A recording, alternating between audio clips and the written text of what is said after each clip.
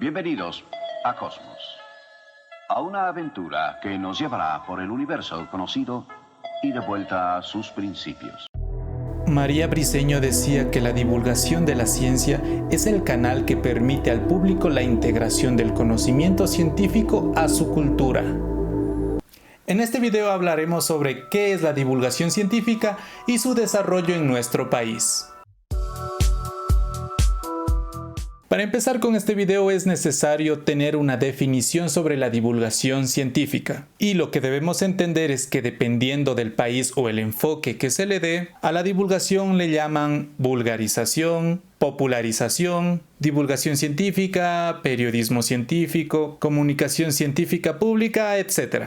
Eso tiene sentido para mí. Pero esperen, ¿es lo mismo difundir que divulgar? Pues no. Difundir es propagar el conocimiento científico entre profesionales o especialistas. Por otro lado, divulgar es presentar la ciencia a un público general. ¡Dime más! Y pues nosotros entenderemos la divulgación científica como lo dice María Briceño, es decir, la recreación del conocimiento científico para hacerlo accesible a un público en general y fomentar una visión mucho más crítica de la ciencia en la sociedad. Ah, caray. Eso sí me interesa, ¿eh? Por cierto, algunos de los proyectos de divulgación científica más relevantes o que han tenido mayor impacto a nivel global son los siguientes. La serie Cosmos, un viaje personal, lanzada en 1980 y presentada por el científico Carl Sagan. De hecho, todos los capítulos de esta serie están en YouTube. Cosmos, una odisea de tiempo y espacio, lanzada en el 2014 y presentada por el científico Neil deGrasse Tyson.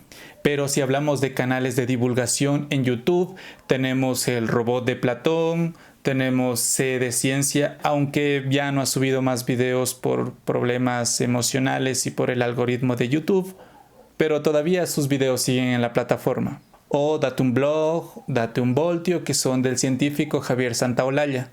Pero esperen, todos estos canales son de otros países. ¿Qué pasa en el Ecuador? Es una muy buena pregunta, la verdad. Tuvimos la oportunidad de entrevistar a dos divulgadores de Ecuador como son Roberto Vallejo y Carol Andrade. Roberto es investigador, ingeniero en alimentos, divulgador científico, miembro fundador de Quinto Pilar, Microcosmos, CUNE Ecuador, la Red Divulga Ciencia y otros más. Y Carol es licenciada en genética biomolecular y microbiología, con una especialización en inmunología, creadora de la iniciativa Genenca, como también es miembro de la Red Divulga Ciencia. Bueno, esto se pone interesante. Y ante todo esto, ¿qué es la Red Divulga Ciencia? Te cuento que la Red Divulga Ciencia tiene prácticamente un poco menos de un año de haberse conformado legalmente, de haberse registrado en el CENESID como una red del conocimiento.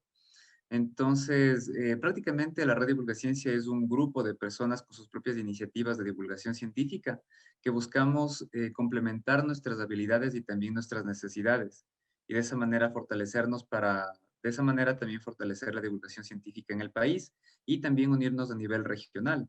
Conocemos que de alguna manera la divulgación científica no se ha profesionalizado aquí en el país, en algunos otros países de la región tampoco, entonces no es un tema que realmente, lamentablemente, tenga una prioridad, por ejemplo, para el Estado y que sea también objeto de algún tipo de política pública.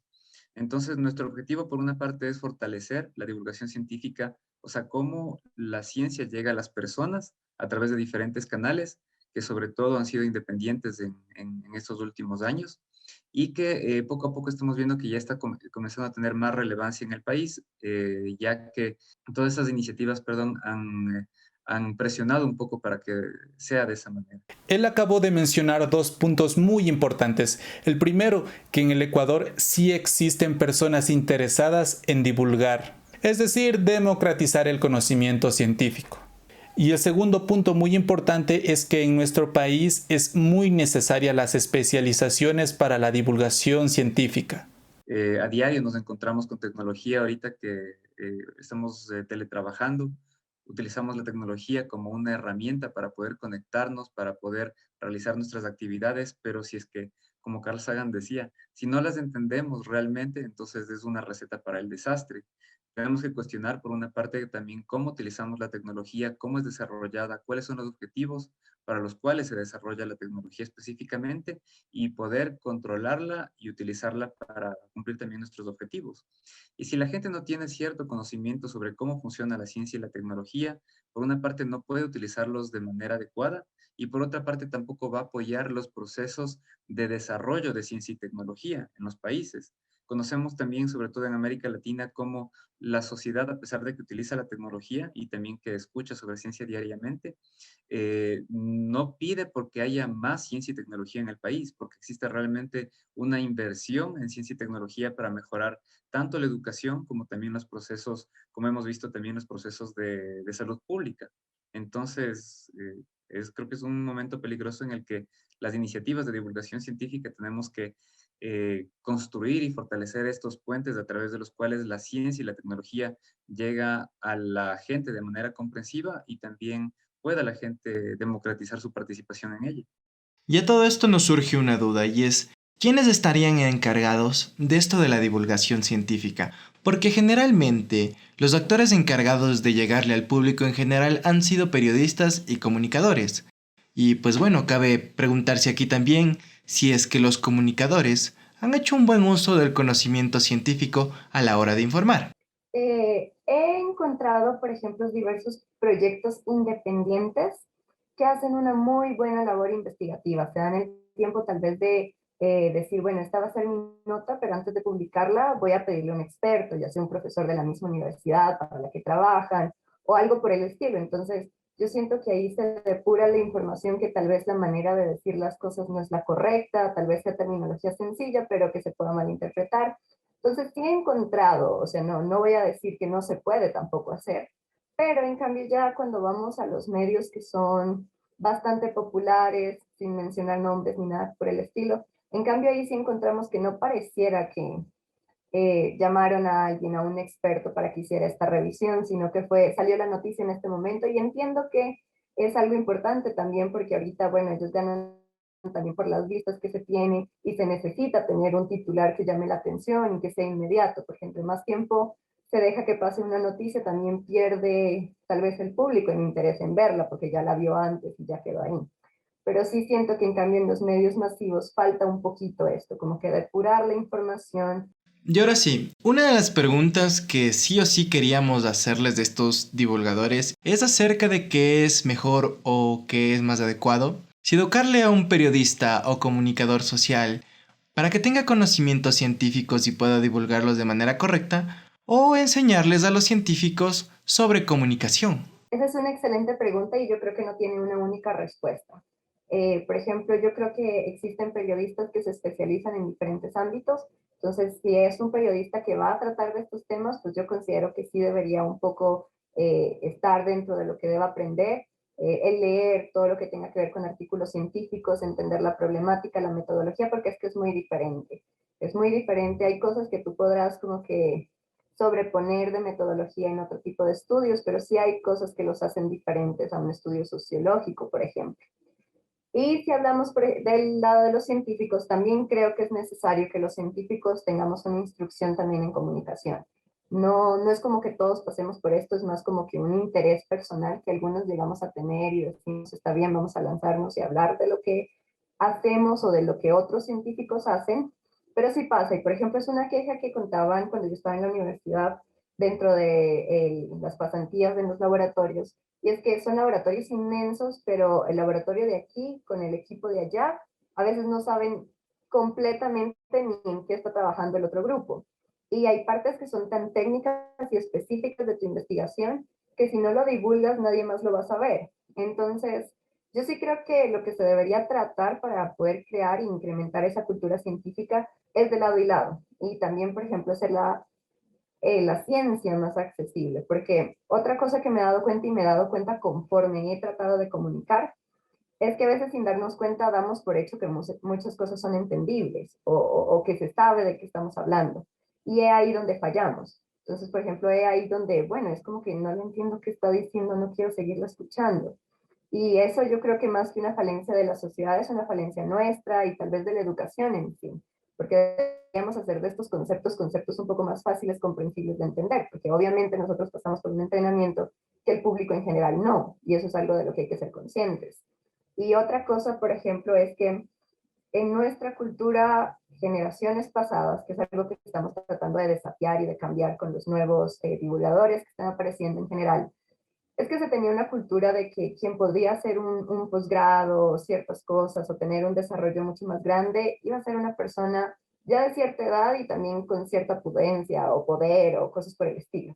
No todos llegaban a poder hacer eso. Ahorita es diferente, ahorita ya tenemos muchos jóvenes con muchos estudios de tercer, cuarto nivel y ha hecho que esto como que cambie un poquito. Pero a lo que me refiero con esto es que había un ego entre la persona que sabía y las personas que no sabían, y el ego no permitía que se comunicara información, porque siempre estaba la posición de yo sé más de lo que ellos saben, entonces como que esa sensación de poder en saber que nos ha limitado durante muchos años. Y otra cosa, es eso precisamente lo que ha permitido que se den estas teorías conspiranoicas sobre que la vacuna tiene un chip o tantas cosas, y es que la manera en la que personas se acercan a estas teorías es porque la historia que cuentan detrás es más fácil de entender a veces y más fácil de creer que la historia detrás del desarrollo científico.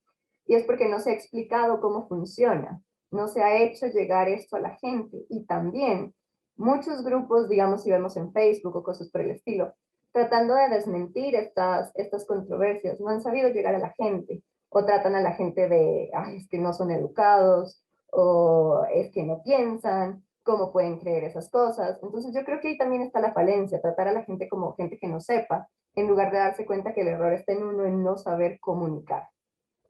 En esta pandemia se hizo muy necesario saber qué es un virus, qué es una vacuna, cuáles son las pruebas PCR, la importancia de las vacunas, las nuevas cepas del virus, etc. O sea, se hizo muy necesaria la vinculación entre la ciencia y la cotidianidad. Eso es verdad. Eso es verdad. Eso es verdad. En este punto es muy necesario tener una noción sobre la divulgación en el contexto ecuatoriano. Bueno, o sea, la divulgación científica, como te decía, siempre le ha faltado apoyo. Principalmente se ha realizado de manera independiente por colectivos de divulgación científica, por científicos de alguna manera también desde las universidades, pero obviamente sin una institucionalización de la misma.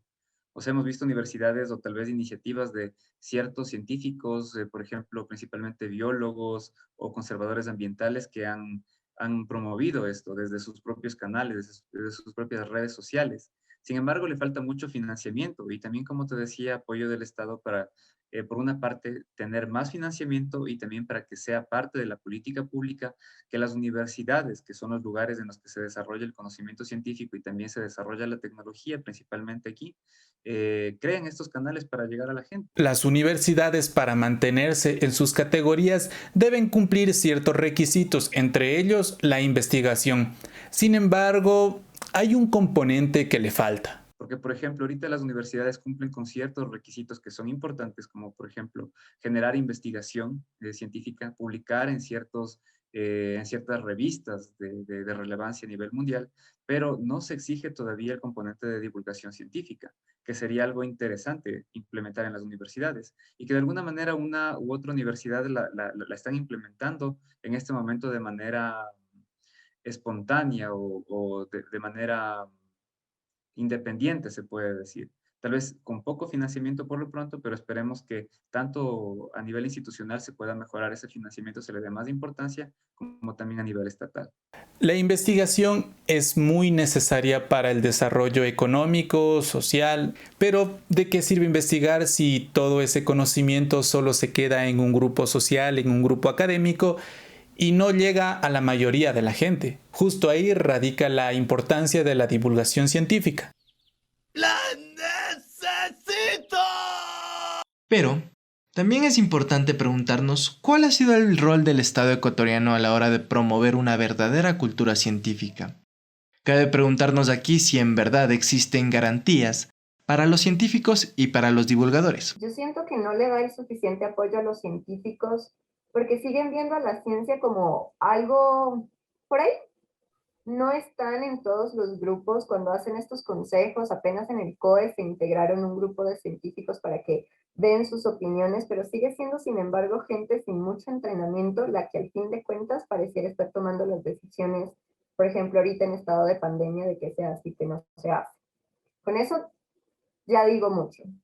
Segundo, por ejemplo, desde mi experiencia como persona que estuvo buscando cosas en el ámbito laboral de investigación, es muy poca la investigación que se hace en el país. Y la que se hace es muy específica, dependiente, se demora, si es de instituciones públicas es complejo, porque te demoran en llegar los materiales, tantas cosas. Entonces, es tanto lo que pasa al interior que ahí es cuando yo digo, bueno, no me parece justo que le exijan tantos a los científicos del país cuando los han dejado de lado antes de la pandemia. Como te dije al inicio, no puedes pedir un resultado y un desarrollo tecnológico que pase en un mes, démosle más de días. Cuando no has invertido, no tienen los materiales y tanta cosa. Entonces, nomás cuando empezó la pandemia, lo que hablaban, lo que decían, las declaraciones del primer viceministro, demostraban una falencia total de conexión entre el conocimiento en sí sobre lo que estaba pasando y lo que de verdad supuestamente estaban haciendo. Y tal como se advierte, la situación de la educación y la investigación en nuestro país es cada vez más precaria. Y no en balde tenemos noticias como estas. Seguimos con más información. Varias organizaciones sociales y también educativas presentaron una acción de incumplimiento ante la Corte Constitucional por el recorte al presupuesto de las universidades estatales. Los demandados son el presidente Lenín Moreno, el ministro de Finanzas y también el procurador. Y con todo esto, hay algo que añadir. Recordemos que vivimos en un país multicultural, que tiene varias formas de concebir la vida y el mundo como tal. Hay personas que tienen diferentes creencias y viven bajo otro tipo de saberes ancestrales. Y con esto nos preguntamos, ¿será que el límite de la divulgación está solamente en el conocimiento científico propio de Occidente? ¿O también involucrará a los saberes ancestrales de las culturas que existen no solamente en el Ecuador, sino en el mundo entero? Yo no soy experta, digamos, en hablar de conocimiento científico ancestral, porque sí hay ciencia detrás de todos estos saberes, pero Ecuador está avanzando, poquito, pero ha avanzado mucho. Entonces yo aquí podría mencionar de la comunidad de divulgadores CUNA. Ellos se encargan de hablar de este conocimiento científico y ancestral y lo mezclan de una manera bastante interesante, no desmeritando ninguno de estos círculos, sino integrando de cierta forma cómo se ha dado este desarrollo en cada espacio y cómo podemos integrarlos, cómo podemos ayudarnos y cómo no solo nosotros podemos enseñar, porque siempre tenemos también esa visión, no sé si un poco eurocentrista, que viene también de la colonización, esta idea de que somos nosotros los que a estos lugares vamos a ir a enseñar y nos cerramos al aprender también. Yo creo que también eso es lo que pasa, ¿no? Ese choque de tener como que esa sensación de ser moralmente superior o cosas por el estilo, por mucho tiempo ha restringido que se mezclen todos esos conocimientos. Pero yo creo que se está haciendo y se está trabajando de una manera muy sana en muchas comunidades de divulgadores. CUNA pertenece a la red y ellos han tenido encuentros,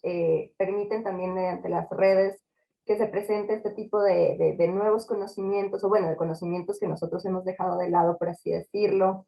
Y creo que ahí vamos trabajando. No sabría decirte cuál sería la mejor manera, porque creo que todo depende del contexto.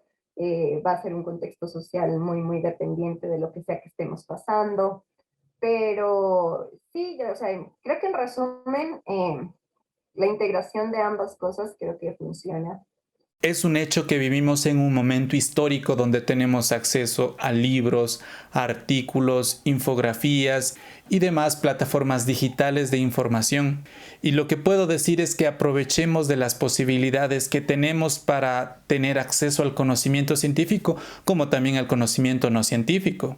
Recuerden que nuestro país es pluricultural, por lo que existen muchos saberes ancestrales que son completamente válidos y que nos ayudarán a conocernos como sociedad y proyectarnos hacia un futuro mejor. Claro está, dejando de un lado a los antivacunas y terraplanistas. Que la ciencia también es una actividad humana. No está reservada únicamente para científicos, para personas que la han estudiado, sino que todos podemos aprovechar de ella y también participar de ella. Hemos visto también que los últimos años se han facilitado a través no solo de la divulgación científica, sino de la ciencia ciudadana, a través de aplicaciones móviles, acercar el público a cómo funciona la naturaleza. Por ejemplo, hay iniciativas del INAVIO, que también ha participado del zoológico de Quito en Guayabamba y también de alguna manera nosotros, para comenzar a mapear las especies que nos rodean con nuestro teléfono celular, incluso dentro de nuestras casas, tomar fotografías y registrarlas con una aplicación que se llama iNaturalist y de alguna manera contribuir al desarrollo del conocimiento científico en el tema de identificación y también de mapeo de especies. ¡Qué agradable sujeto!